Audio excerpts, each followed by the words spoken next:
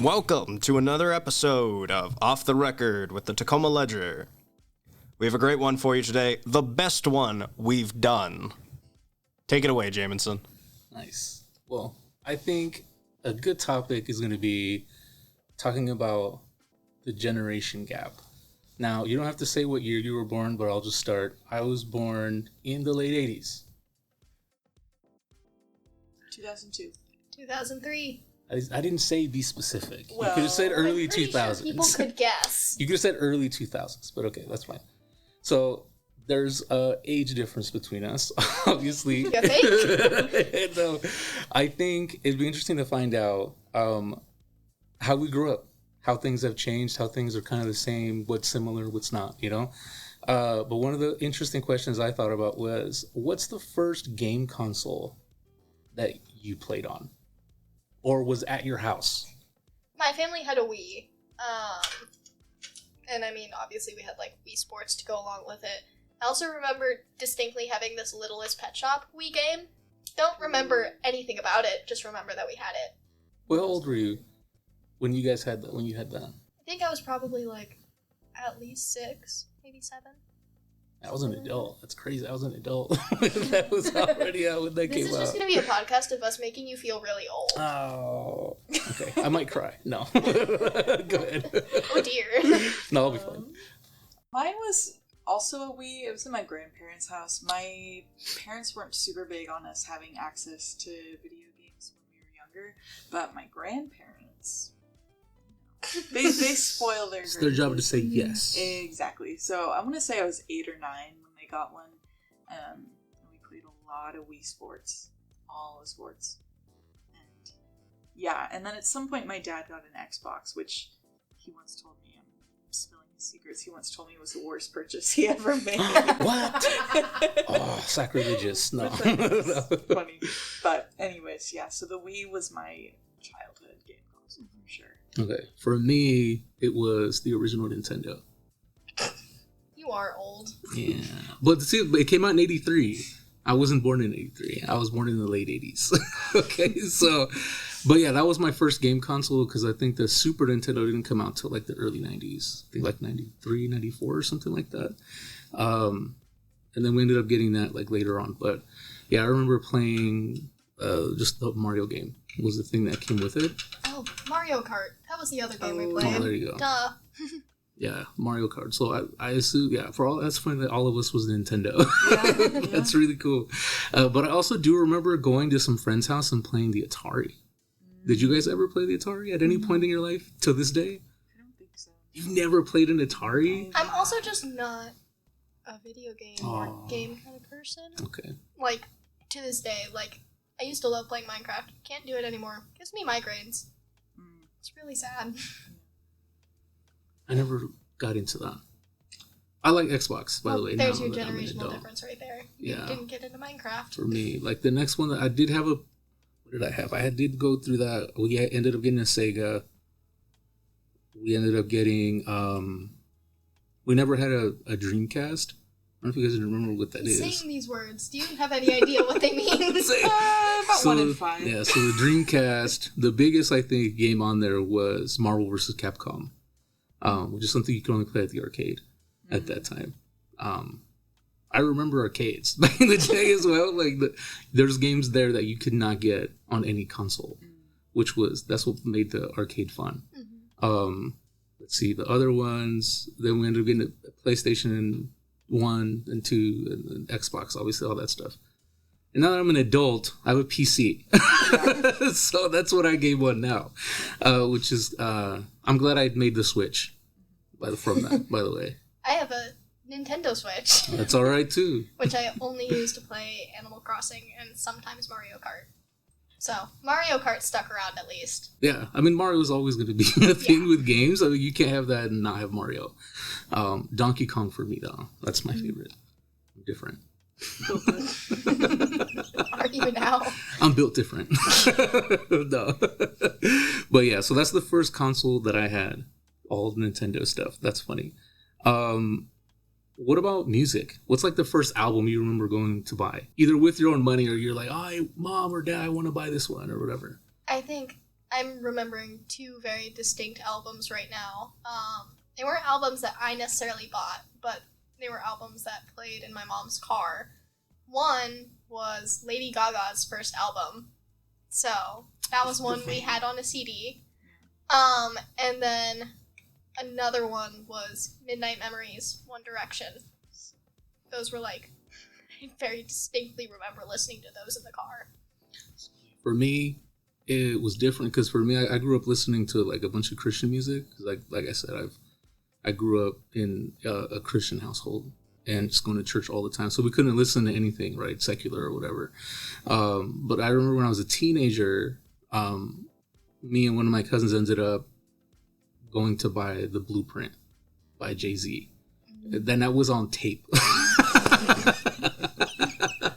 Wow, that's freaking crazy to say. But we ended up going, and then I'm gonna do another thing with my age, where we went to the 5-mile drive when the whole thing was open, and we would drive it and just listen to the album over and over again. You guys can't experience that, which I think sucks, because that's where everyone used to just get their parents' car, buy whatever album that came out, and then we would just go cruise and listen to it like all night. It was like the safest place. You had to get back home. You have a curfew, obviously, so it was the safest place you could just cruise around and then go home and be okay. I've gone walking in that area before, but I think one of my parents' friends got stabbed out there. Oh. So I always kind of keep that in mind when I'm out there now. It was safer driving. Yeah, would be. Yeah, definitely. What is it that you guys do now? Like, do you guys just buy the music and then go home, or do you guys cruise somewhere? Like, what's something that you guys did as kids too, like with new albums? I think my music taste has always been different than my friends. Okay. So it was never like something we would do as a group. As like in my like late teens, I got really into collecting both CDs and records. So I got a record player and I had a CD player in my car, which is part of the reason I was collecting CDs, because my aux wasn't working for whatever reason, I could always stick in a CD and always have that. But it was just like, I bought a piece of physical media if I really, really liked it. Other than that, I pretty much exclusively stream my music. Okay. I remember when it was nothing was like digital really. Everything was always a physical copy. So making that transition was kind of interesting to me. That's when we pirated music back in the day. We would get together and we'd use LimeWire. And just download music, and we would burn our own little albums. And then I do actually know what LimeWire is. Oh, okay, so great. I understand Great. that reference. Great. There was one before that. I don't remember the name, but there was one. I think there was one before that. I don't remember it right now. There was one before. I remember, but LimeWire like took over. I'm old enough to remember that Blu-ray and HD had a battle to see which was better. I still don't actually understand like what Blu-ray discs I don't think anybody are. does. I used to work at Sears when it was at the mall. Again, oh my god. Wait, which I'm mall? just so old. Status. I'm just so old. Oh my god. I mean, okay, in your defense, Sears hasn't been gone that long. I feel like it's been maybe like, 3 years. Yeah, like the 3? last 5 years. 5 years, maybe. Oh. I'm horrible with Because Maybe. there was one at South Center for the longest time. Like, that one closed, at least compared to the others, fairly recently. Yeah, there's like restaurants there now where the Sears was. Yeah. And I think, forget what else. Napster. Napster's the other one. That was the There other we go. one. Yeah. Napster. I remember that one. Yes, thank you. Thank you. That was the other one. But LimeWire took over. Yeah, but I worked at the Sears, and yeah, I would sell. We had a whole wall full of DVDs, right, with HD on it, and they were like red boxes. And then Blu-ray came out. This is the new biggest thing, and there was like a whole battle. And I remember customers would come in and ask me, "So which one's gonna win?" And I just had to BS my way out of that conversation because I didn't know. Like, I don't know. It's just they're both clear, like they're both crisp images or whatever. But anyway, so I was alive when that happened, and Blu-ray won the battle. Zunes, you guys remember Zunes? Yes, my dad had one. Okay, there you go. That's like the main way I remember us listening to music in the car besides the radio. Which I'm now remembering the radio stations we listened to when I was growing up. We also listened to a lot of Christian music. And then as we got older, we got to listen to more. So Yeah. switched over to like country music a lot. Yeah. That Jay-Z album I bought the bleeped version of it. I was still coming, you know what I mean? Like, it's just, That's embarrassing. it was just that thing. But then I eventually, when we started streaming stuff, I was just, I listened to it now. It doesn't matter.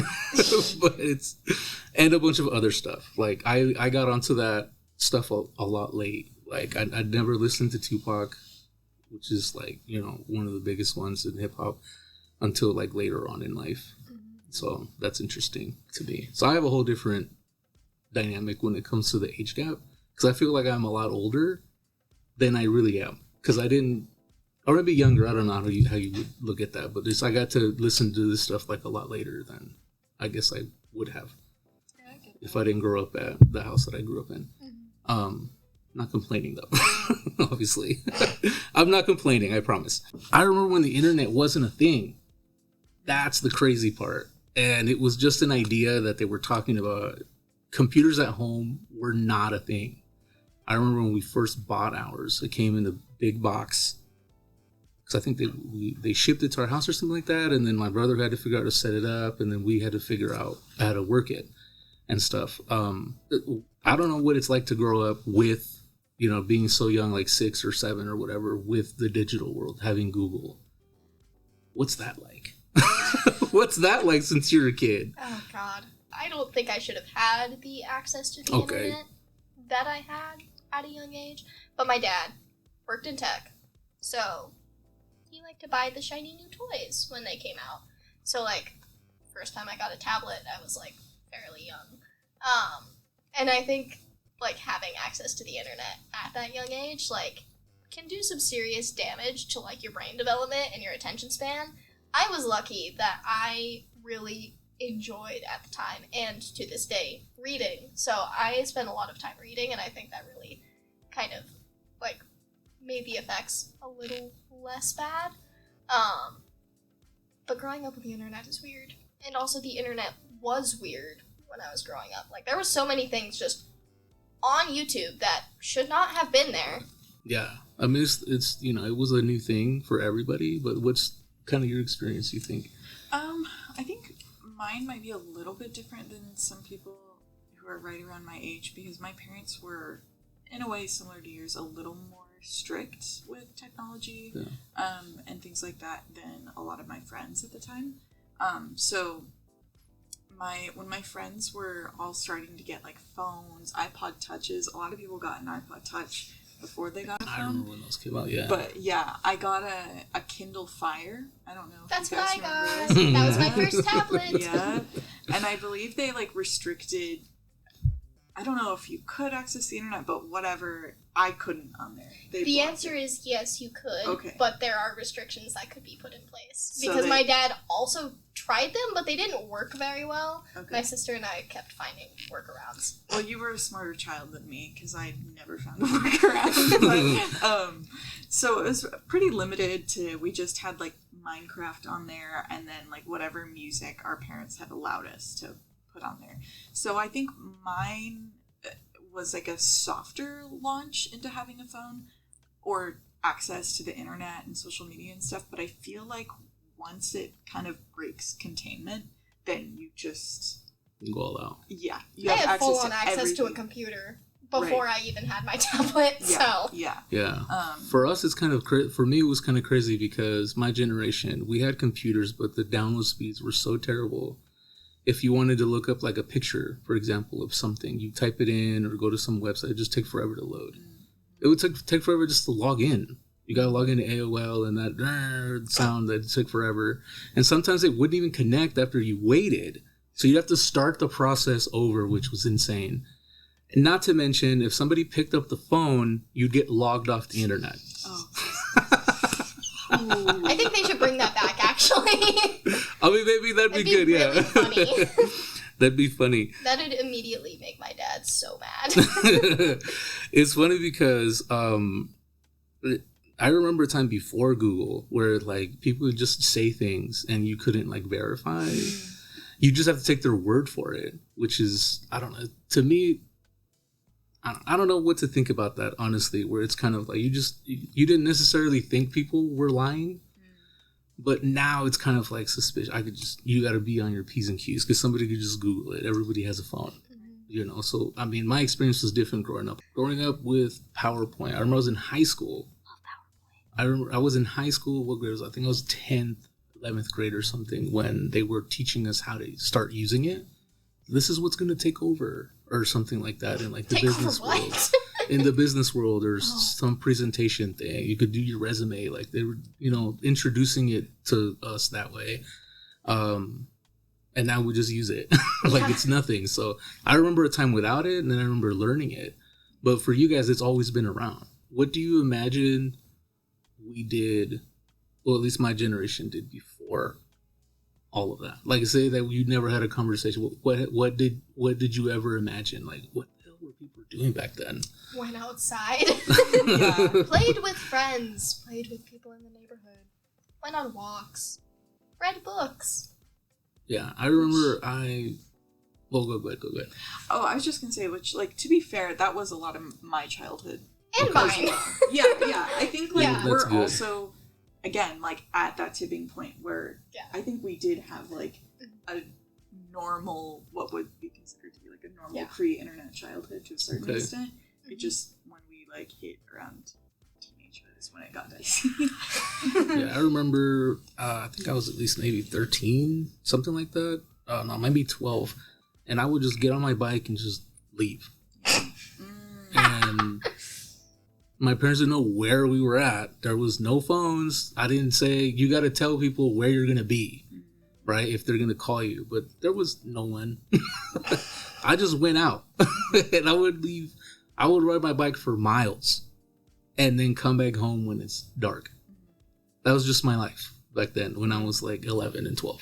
Fun fact. I can ride a bike. I can't ride a bike well. I fall off of my bike. So, all of the time. That's a podcast now. I hit signs. You hit my signs? bike. Oh my gosh. So, I didn't learn how to ride a bike until I was like 12. Wow. So, I think there was maybe a little development that I missed out on. Because now I like can't ride one well. To be kids these days.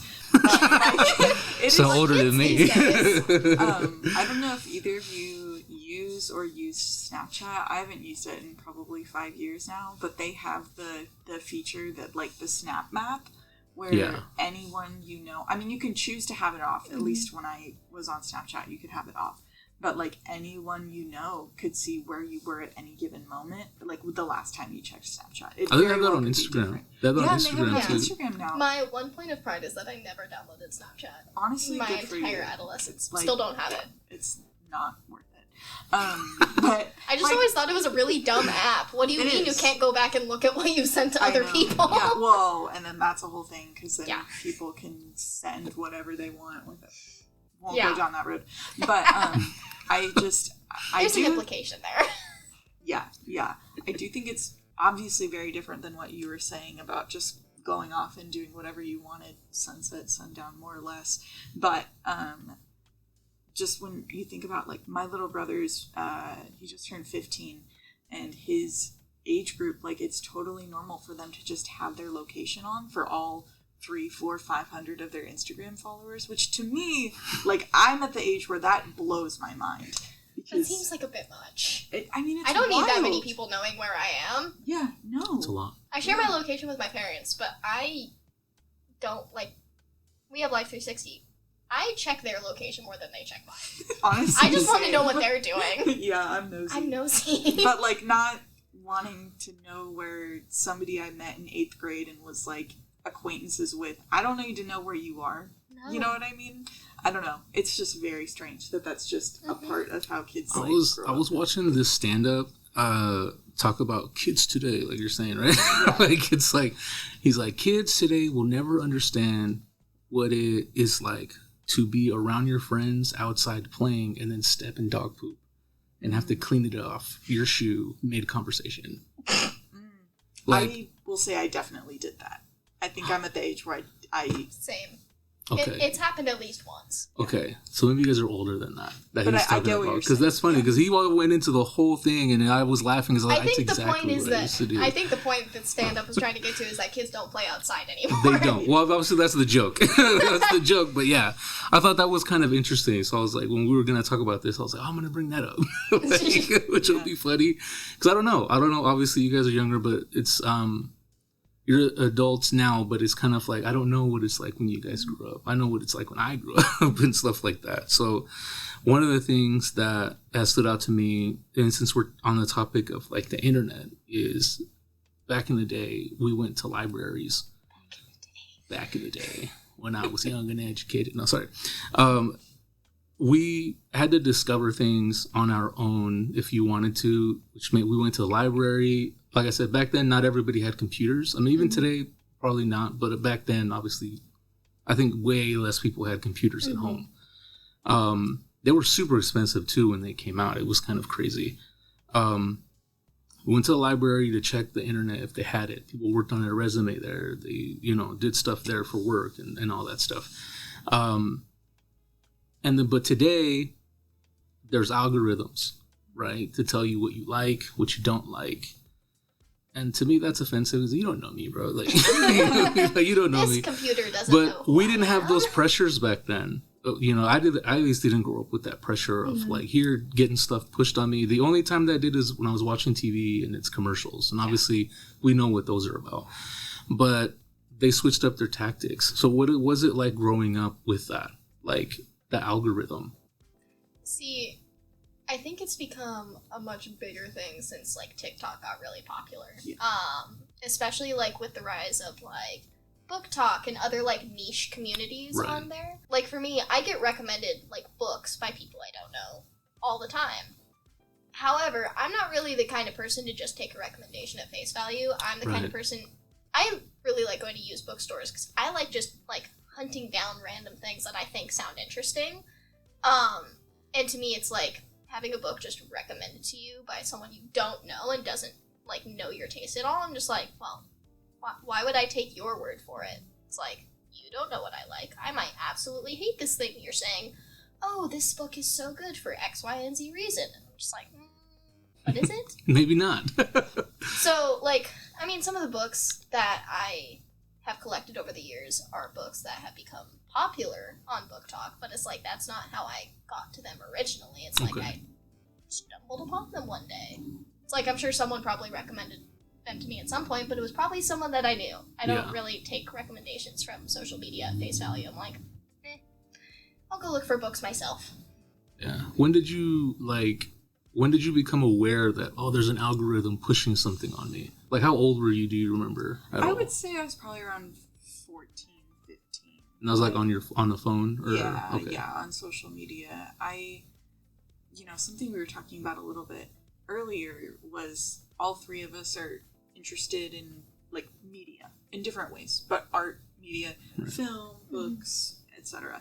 And something I think, like, in terms of algorithm and stuff that we've really lost is people having, like, genuinely unique tastes in things. I mean, not everybody, I don't want to make, like, a huge blanket statement, but it is a lot harder to, like, curate what you actually love and is important to you when you're not coming across those things. Like, you're not browsing in the library to find your new favorite book that's, like, by a new author you've never heard of. Or, like, for me, as I'm a film student, I want to work in film academia, and it is, like, I don't want to sound obnoxious, but it is sad to me that, people around my age kind of all just watch the same things and kind of are interested in, like, the same directors, same subgenres and stuff like that, because there's so much out there and it's just not being fed to you by TikTok or, like, Instagram Reels. I sound like such a curmudgeon old person right now,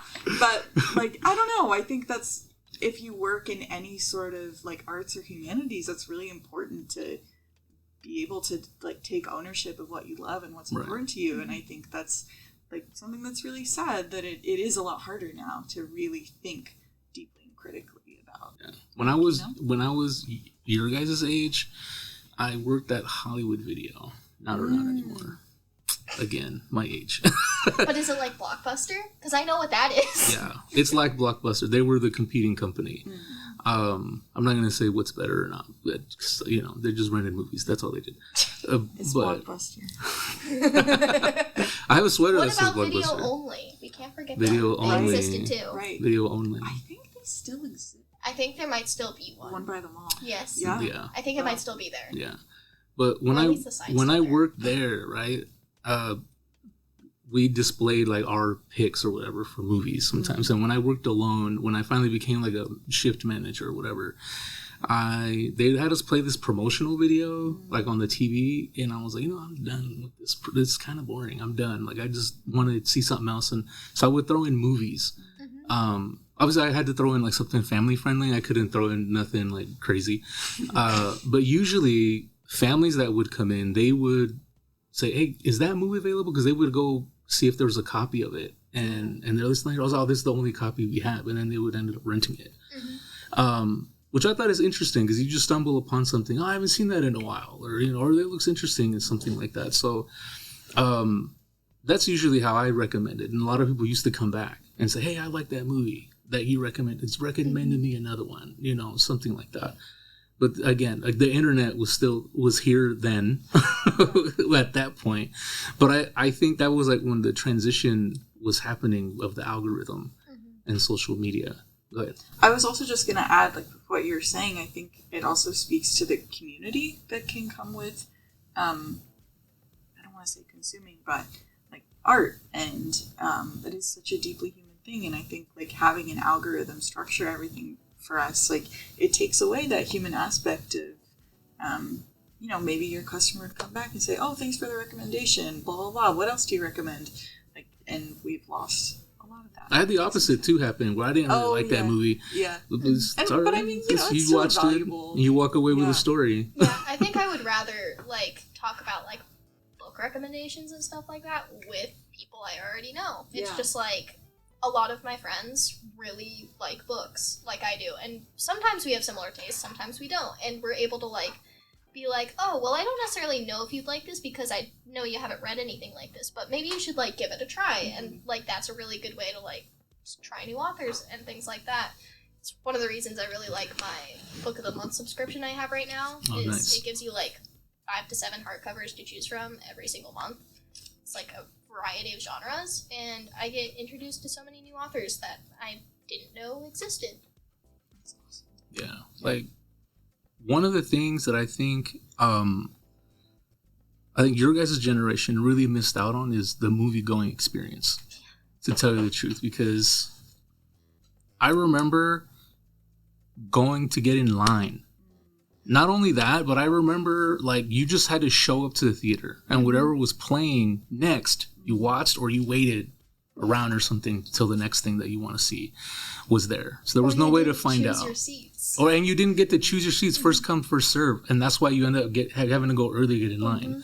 I remember all those times. Like there was midnight releases when those started happening. We had to get in line, and then obviously people ruined it with like shooting up theaters and all that stuff. That happened around I remember the Dark Knight was coming out, and then somebody shot up a theater dressed up as Bane or something, and that was like ruined it for everybody. But yeah, it's like that whole thing of like first come first serve, the excitement of standing in line. I remember we watched it was some Batman movie I remember we were watching. I don't remember which one, but we were standing in line, and I started talking to people there, and then they all had shirts with like the Batman logo. And then I befriended them. We just became cool, just waiting there in line. And they're like, "Well, one of our friends isn't coming, and we had an extra shirt for him. You can have it." And they gave it to me. I ended up putting it on and went in and enjoyed the movie, which was really cool. So that's something that I think you guys, like your generation, really missed out on. Because I do remember, like, eventually they made the technology where you could call and find out what movies are and what times they're playing. And it would never understand you because you'd have to talk into it, and it would never understand you. So it was like frustrating. But now it's just you get on the app, and it's that easy, and you pick your seats. And it's ridiculously expensive. Oh, yeah. It's all you pay for the whole convenience thing. Yeah. I appreciate you bringing that up because I'm a very strong proponent of the movie theaters staying like Well, of for course, good yeah. and surviving, because I think they're one of the last places that, you know, people can go on a regular basis, and that location wise are accessible for most people, and have like a collective experience together.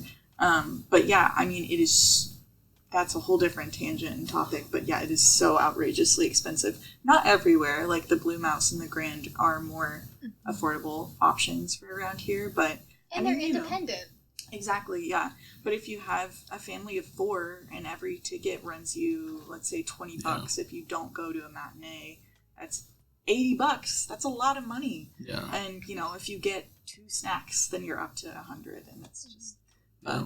Anyways. That's what it is. Yeah. I'm telling you, I remember when tickets were $7. Yeah. Obviously, They are at the Grand. yeah. Sometimes. Well, I mean, back then the minimum wage obviously was way lower than it is now, but still, just to think about the number 7, I don't even remember. Like, I don't think it was super expensive even back then. Like, it was seemed reasonable to me, honestly. And the snacks was always a expensive thing. That was always the most expensive thing about the whole experience. Always but, have to learn how to sneak the snacks in. Yes. we did that, but they took it away at some point.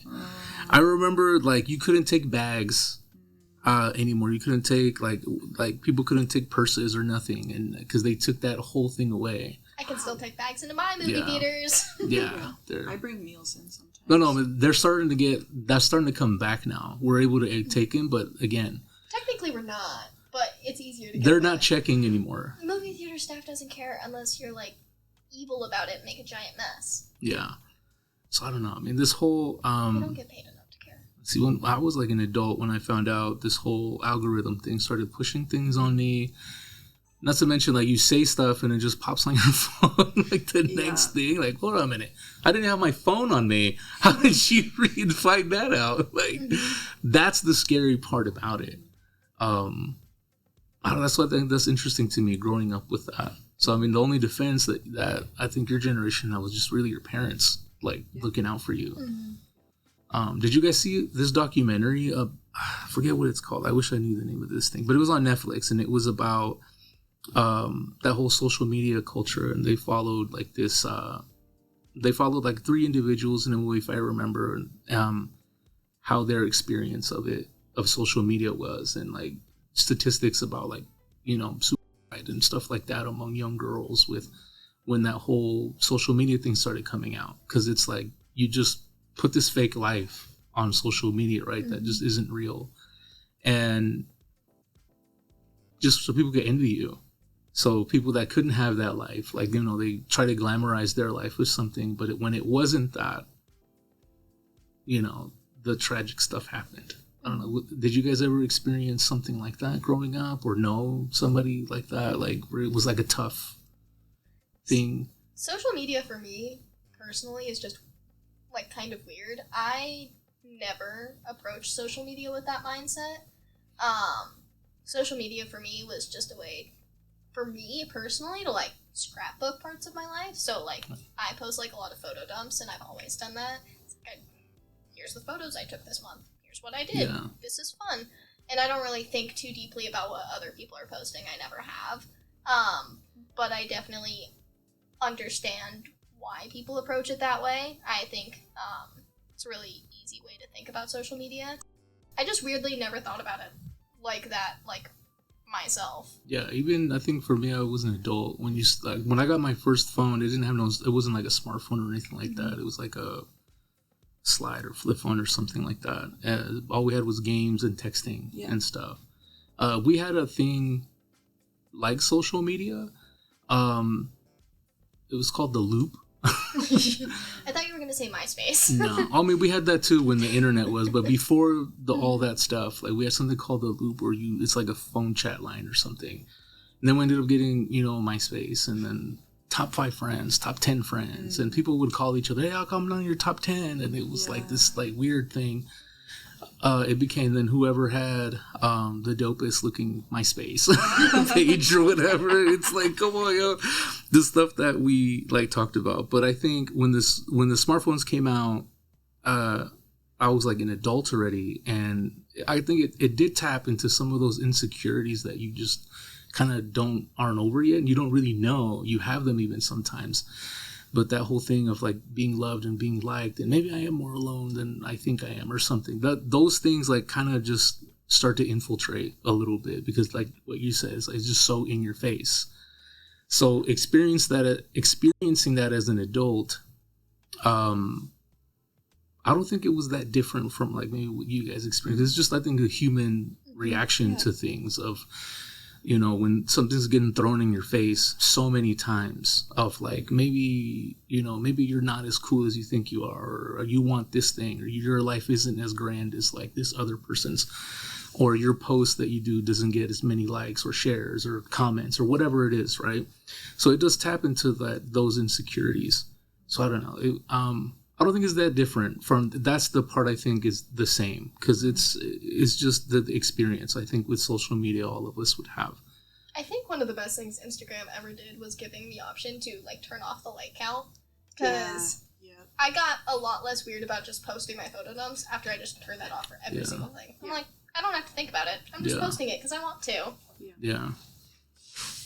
I mean, you get a lot less likes, I've found, when I post like picture of a piece of art I really liked, or like, or rather than like my face all in makeup, like hair done, you know, it's like I don't know. I don't really post pictures of myself on social media anymore, but it is really interesting, like when you're not performing, you know, when you're just sharing something you I think part of it is I've also always had like a private account on social media. Yeah. I've never had it public, and I never plan to make it public, so I don't feel necessarily weird about posting things, because I'm just like, anyone who follows me, I had to approve in the first place, and they can leave.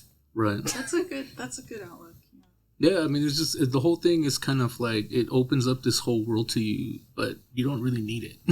That's the whole thing. One interesting thing that this brings to my mind is streaming, right? And that's what I didn't grow up with, for sure. Whatever was on TV. You had an antenna. Was on TV. I remember those for sure. Like for me, we had one TV at some point when I was a kid, and whatever the adults were watching is what was on. Like there was no changing it, no nothing. So for me, it was all in Spanish. Telemundo, Univision, all this, it was all in Spanish. So I watched news, TV shows, I watched soap operas, everything in Spanish, telenovelas, all that stuff. It's kind of crazy. And then when I got like a little older, I did get to start watching things I wanted to watch. So Cartoon Network, Disney Channel, Nickelodeon started coming on, stuff like that. But whatever was on, was on. What are some TV shows that you guys remember growing up with without streaming? We're a big like DVR family. So sort of streaming. Yeah, I mean, but it's on TV, and then you save it for yourself. Right. So. But definitely I was really into like whatever shows my parents had watched as a kid. So I loved like Full House. I loved, and you know, wouldn't necessarily watch this now, but The Cosby Show. You know, this was before and stuff. But shows like that for sure. And then younger, I was a total like PBS Kids child. Was that Dragon Show? Oh, Dragon Tales. Dragon Tales was the big one on there. Yeah. That was a good one. Yeah, I also, like, when I started watching TV as a kid, like, started with, like, PBS Kids, like, Wildcrats is what I very specifically remember watching. And then as I got a little bit older, I switched over to Nickelodeon. And, like, Big Time Rush, that was my go-to show. Because, like, I was obsessed with One Direction, a show about another boy band. Rush, wonderful. Yeah. All I could possibly ask for. Also, like, iCarly, Victorious. Also, like, Winx Club. Like, this animated show about Drake and fairies. Josh, did you ever watch that? No, didn't That care was to. before. I know. I know what it is. I just never cared to watch it. And then, as I got, like, just a little bit older, before I became a teen, I got really interested in, like, the CBS shows my grandparents were watching. So like NCIS Crime. and Madam Secretary. Madam Secretary is still like one of my favorite shows of all time. Got me really into politics. So there was kind of a weird evolution there. For me, I remember Teenage Mutant Ninja Turtles, the cartoon from the 90s. I remember Inspector Gadget.